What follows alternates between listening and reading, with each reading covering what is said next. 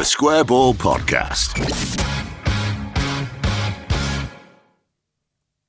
Welcome to the show. It's brought to you with Levi Solicitors. There is a 10% discount on your legal fees at levisolicitors.co.uk/the Square Ball. Dan Moylan with you, along with Michael Normanson and Moscow White, Daniel Chapman. It's time for Heroes and Villains now. Then part 3 of the show. The Ken Bates Villain of the Week award is first. The nominations, going to give you a few to pick from here. Then in the Leeds corner, Leeds United as a concept has been upsetting people. The board, the fans, Jesse Marsh. Our defence, Rodrigo. In the opposition corner, Bournemouth as a whole, Kiefer Moore. Tavernier, have we got a definitive pronunciation on that? Is it Tavernier? Moscow, is it? Well, what would people prefer? Tavernier. Tavernier. Gary O'Neill, and then pundits, Gabby Agbon-Lahore and Paul Merson, plus there's some others as well to bring you there. So who do you want to talk about and why? And we've got a lot of people who've sent in nominations as well, our TSB Plus members. Thank you for your feedback on these. We'll run through the highlights of those. Go for it. I mean, there was a late surge, because I was collating these. There was a definite late surge for Victor Orta in particular on these after his ranting and raving in the West Stand, which we have kind of become accustomed to. And it's one of those things that I've sort of watched it. And I'm not personally offended by it particularly, is what I'm watching it. I'm thinking, like, in a way, I don't really mind it, other than it's just completely fucking pointless. It doesn't achieve anything. It makes it more likely that people will shout at him in future. It creates more of a division between the board and the fans, and it doesn't achieve a single thing that he thinks it achieves. It just means people go, he seems like a bit of a fucking aggro bastard. What's up with him? Don't think he's thinking in those moments, is he? I think we know now, you shout at him, he shouts back. I think that's the thing. You had an interesting contrast, actually, with Kinnear next to him, because Kinnear just kind of sits and takes it and smiles wanly into the distance. There's Victor. But if Victor wasn't there and people were just shouting at Angus Kinnear and he was just sitting there and taking it, people would go, what a fucking dickhead, and do, because he does just sit there and take it. But then Victor Orta shouts back and people go, what a fucking dickhead. It's sort of, I don't know, maybe they need to move that themselves back up to the East Stand out of everybody's way, because it was quite difficult to get at people like Ken Bates and Massimo Cellino, because the East Stand exec suites were just built in a different way and much more difficult for fans to get to, whereas being right in the middle of the West Stand means it's quite easy. They can hear everything, which is the other thing, is that the East Stand, I think, is less voluble, although Cellino definitely heard those chants that meant he then started charging everybody in the South Stand an extra £5 purely because he hated our fans. I mean, I keep thinking about this sometimes. Like, Victor Orta has become like this sort of lightning rod as a hate figure, and so gets into these situations where people want to, people are tweeting and going on the internet and saying they want to knock his teeth out, essentially for buying a bad left back. Seems to be it's always the upper level of his crimes when you base it down to it, and like it's compared to whereas. And I was thinking about Cellino used to go out around town and be in fibre, and people would have selfies with him because he was a bit of a lad, and it's like, well, he literally hates the fans so much he is charging an extra £5 to get into the stand. But that's all sort of fine. But whereas now we've got into the Premier League and our left back isn't good enough and Rodrigo's a bit shit. And so, there are people yelling at Victor Orta in the street. And there was a thing at Brent, he referred to it in his statement where he's apologising. Because the Brentford one, that was the previous one, where again, he's just out of line, where he's, that's 16 years in the Championship without me. Shut the fuck up. Well, but he had his family with him on that one. And it's kind of like... there is a point of I don't know how we got to the point where everybody just wants to literally do violence against Victor Orta when, I would absolutely criticise a lot of the signings he's made and the managerial appointments he's made and the way he goes about things and, I was talking about how I would do the Jean-Kevin Augustin deal if it was offered again tomorrow. But then I think the way we tried to get out of it, I don't understand why we didn't just buy him and then try and get him fit. It seems to be, if we're going to pay 80 million in the end. So I agree with the original deal, but then how they've handled it, like when it went wrong, just keep the player and try and get him over it and get him back to being that £40 million player. All sorts of things you can talk to him about. I just don't understand why sort of rearranging his face has to be the thing is, football stadiums and the internet, people just say things they wouldn't say in ordinary life. Most people who are saying they'd knock his teeth in and stuff, if they saw him in real life, they'd go, all right, Victor, and he'd go, all right, and that'd be it. There'd be not, because it's not real, is it? None of it's real. No. Apart from at Brentford, and then there have you're in a football stadium, and you know there's a shouting at people is kind of what you do in a football stadium, so the context of it is all different, and you know that realistically you're shouting at him from probably 5 rows of seats away or whatever. And I guess it is then, but it's the shock of like he shouted back. Yeah, it's like, is that unfair? Can he not shout back? I was going to say before that Lee Int Cheese has sort of summed it up by saying that he didn't like it because he somehow made the great comeback about him, and it goes back to what you were saying about the whole 16 years without me and stuff like that. I think, which, he's entitled to feel a bit put out when people are shouting him, probably because he wants to defend his own position. But it's like you say, Michael, ultimately it boils down to the fact it's not really very, very helpful. And Hilton Crowther, do you remember Hilton Crowther, Moscow? Yes. Yeah, he's still going strong. Might not be the original one, but he says, Victor Orta, getting a bit tired of the Orta Radrazani Kinnear attitude that the fans are too stupid to appreciate the big picture and the caviar football we are being served up.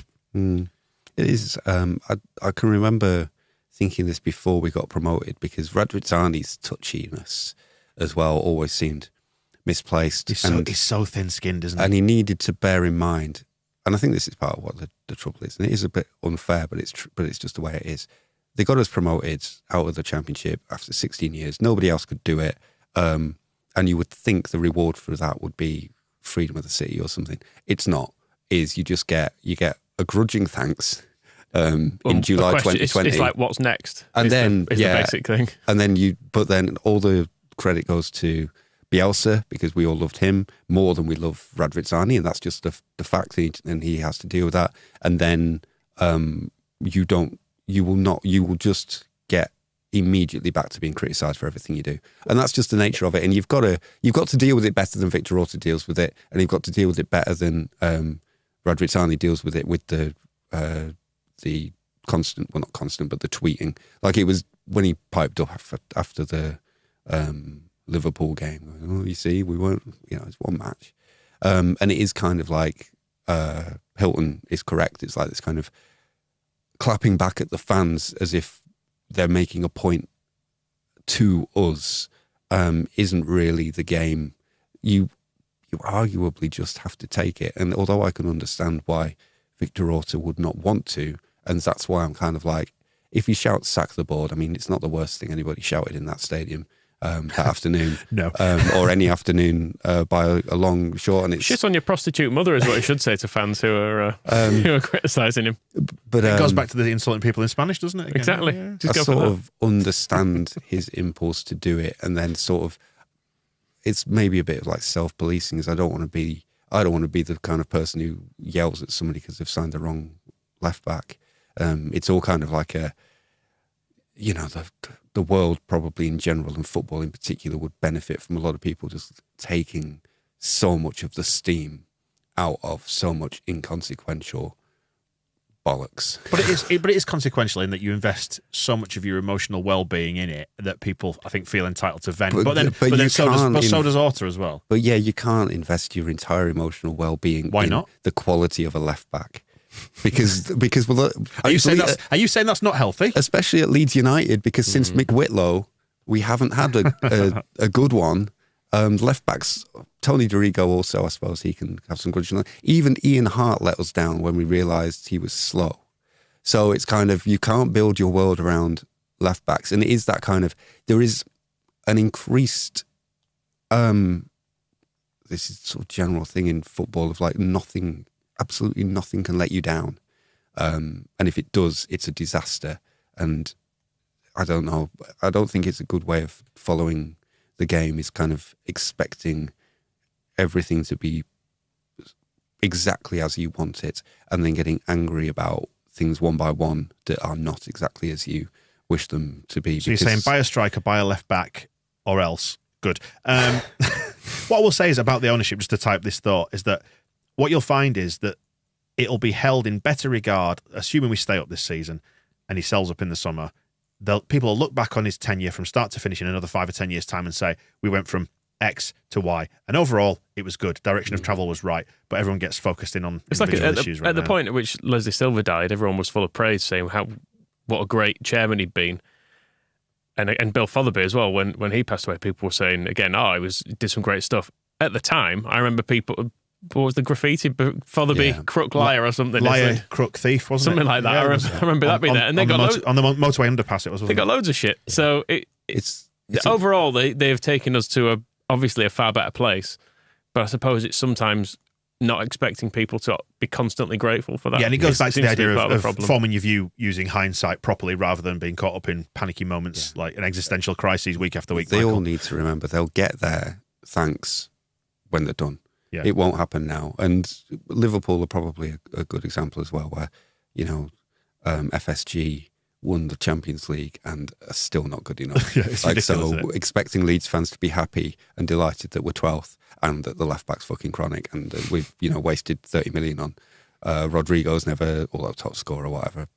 He's like scored all those goals, but he's still shit. He's our Harry Kane, scores a lot of goals, but just looks miserable. And then all the Augustine stuff. Like, it's very present and people will get caught up on that just as they get caught up on Liverpool are somehow under-delivering by winning the Champions League. So they've won the Champions League. They've rebuilt the stadium. They won the Premier League for the first time in 30 however many years. And the fans were not good enough. Still, it's not good enough. So expecting us to be happy, it won't happen, and you need to just chill. Well, let's wrap up the other ones because that does segue neatly into our fans. And Danny Mills, don't think it's probably the original one, but says our fans have been grumpy, complaining sods after winning. We came back from 3-1 down. Who cares? And then Matt wants to nominate himself and the early leavers. This is unbelievable what Matt's done here. I can't believe. Why would you choose this moment? Like, so I mentioned that my dad left at 3-1 down because Leeds United fundamentally has broken him over a number of decades now, and I don't think he enjoys it at all anymore. However. Matt says, he said, myself for exiting the ground when we gave away the free kick, which we then subsequently went and scored the fourth from. Also, I could get a bit of a head start on the traffic. What a knobhead. I'll never forgive myself. There's still 10 minutes left at that point with the injury time. Yeah, you are a knobhead, Matt. I'm sorry. I don't know what you were thinking. Love you to bits, Matt, but... dear me. Jesse gets some nominations. Our defence get nominations. Rodrigo gets nominations for being sulky. Anything you want to pull out of those, or should we give the award? Rachel mentions that Jesse's jeans, dear God, please stop with those stonewashed jeggings. You're in your 50s, He's not. hon. He's just turned 49. Yeah, so he's clinging on to his youth. Factual connection, Rachel. You need to review that. He's got one more year of the jeggings. One more year. And then we'll come back. I mean, given how tight they are, the crotch will probably wear through in that time anyway. The thigh rub. We'll see to them. That's funny because these jeans I'm wearing have gone through at the crotch. And they're similar fit to those Jesse ones. They're not similar fit. There's more giving these. They're not. They're very forgiving. Rodrigo has some for sulking, which fair enough. On to the Bournemouth stuff. Yeah, God, we haven't done it. I haven't scanned the page down. Amazingly, 2 people who are TSB Plus subscribers have played football against Kiefer Moore. It's almost like he's an absolute donkey, isn't it? Should we hear from someone? Yeah, absolutely. Let's do that. Bournemouth as a whole got nominated, just before I play that clip, by Philip for just Kiefer Moore, character, ref, character, learner, character, the character, delighted they lost, bunch of seaside whinging, low rent, small capacity, home ground, waste of time, character. Let's hear about Kiefer Moore. All right, guys, what a fucking win that was. Just got to say their striker, Kiefer Moore, I went to school with him and also used to play in the same 7-a-side league, I don't know, 10, 12 years ago, something like that. And it was my last game in the 7-a-side league. As 5 minutes into it, he had a shot and I heroically saved it in goal. However, my wrist shattered around the ball. And... it was nice to see Cooper elbowing that prick right in the fucking neck today. Like you see, he could have been a pro. He's ruined his pro chances there now. And I don't know about Lars, but he also played against him. He said he loved it when Cooper smashed him right after 3-3. He said he played against him in 2015 at level 4 in Norway. And he played centre-back there. He scored 2 goals. The character scored 2 goals, yes. Keith Moore, and they lost 5-1. But revenge is sweet. So, and he also points out that, which I didn't know, his full name is Kiefer Roberto Francisco Moore. That's good, isn't it?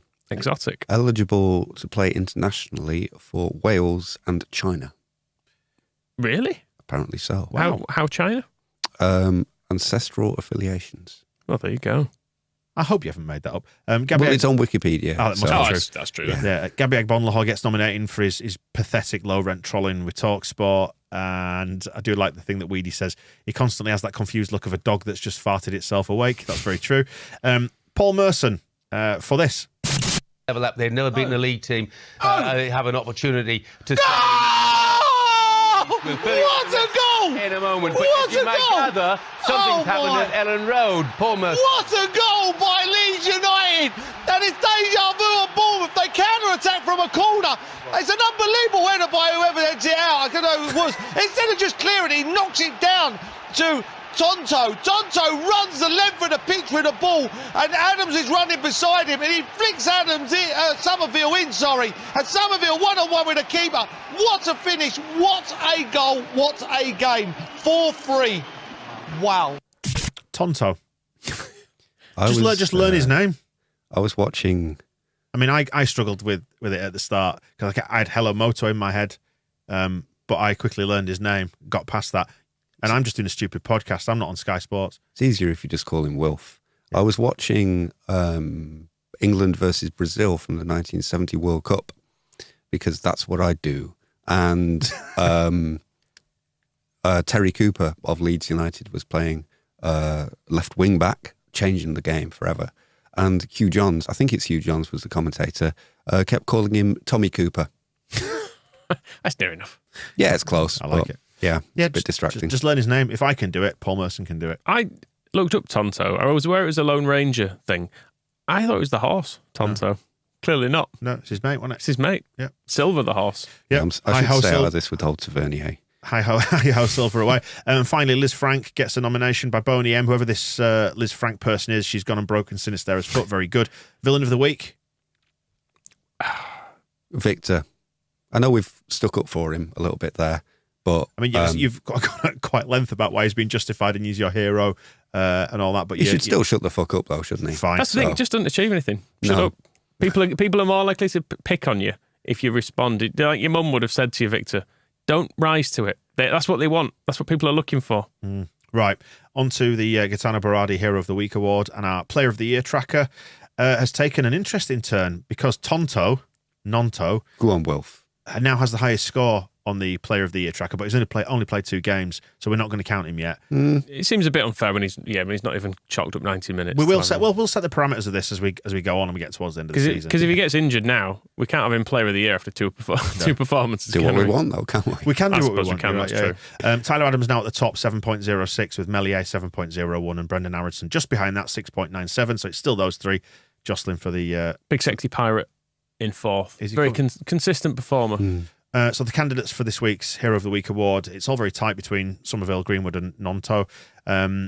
Leeds other ones, Bamford, Cooper, Adams, Marsh and the fans. Non-Leeds, caught for arbitration for sport. Greenwood got an 8.55 for his performance. Cast villains, I would say. Right. I've done a Ron Burgundy there, just read the script, haven't I? Yeah, unless it's... it's a script that you've written badly. Could be Castleford the Town. Right. I don't think it's done anything wrong. So the court for arbitration for sport should have been in the... Or Castleford, our heroes. Or maybe that's where we should have... Maybe that's why we fought it for so long. It's like, this ends up getting decided by somebody in Cass. Anyway. So we'll be all right. They won't make us pay. Back to Greenwood. But yes, having put this together, Greenwood got a huge amount of nominations, as did Somerville and Nonto. It was basically them. Nonto actually got the most. I did count him up. So he did just about edge it. But I think maybe Greenwood, because we've had him a bit, maybe not as appreciated.